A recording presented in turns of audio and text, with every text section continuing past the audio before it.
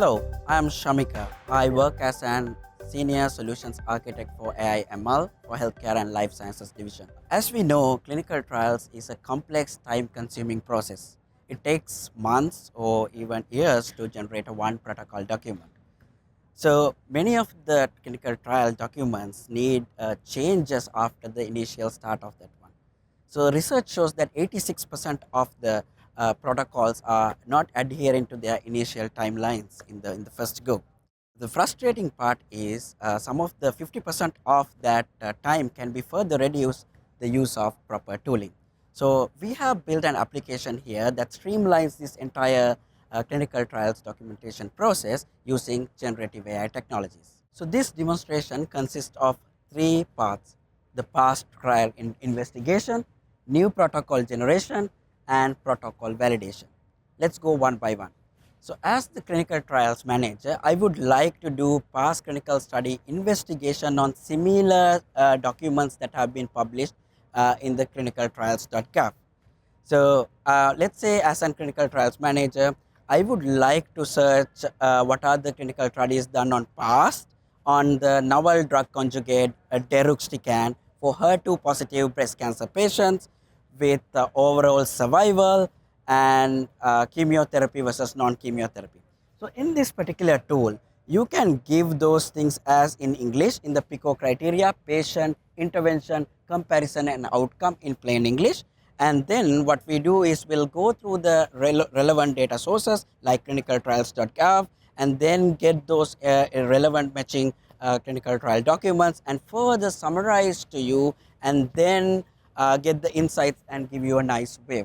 So you can go one by one and see those are matching to your criteria and then use for further clinical trial documentation process.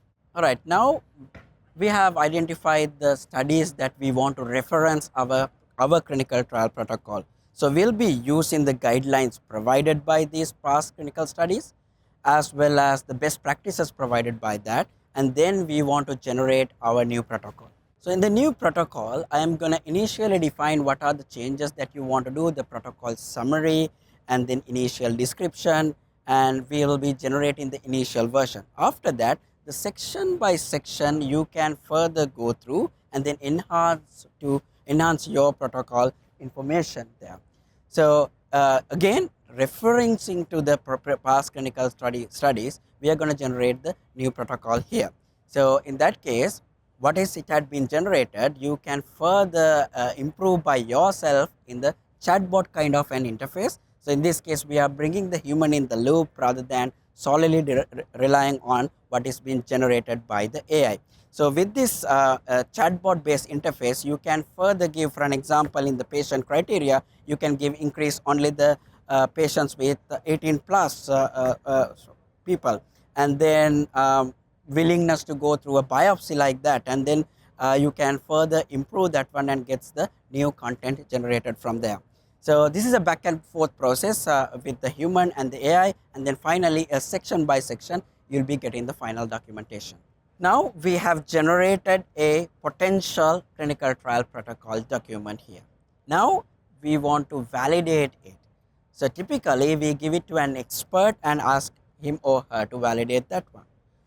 But in this case, we are trying to leverage generative AI technologies to act as a validator here and give you valuable suggestions.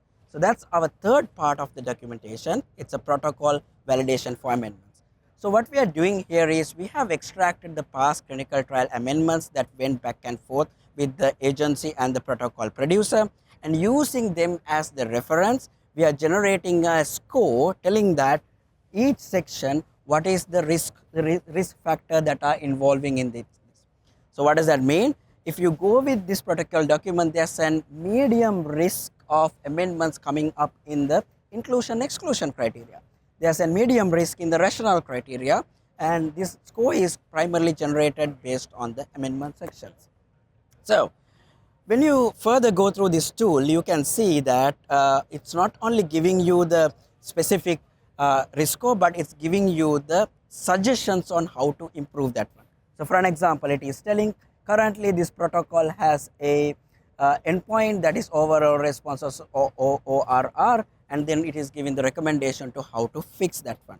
So you can again accept that, or further have an give an improved version of that, and then again validate against the past amendments and get it reviewed.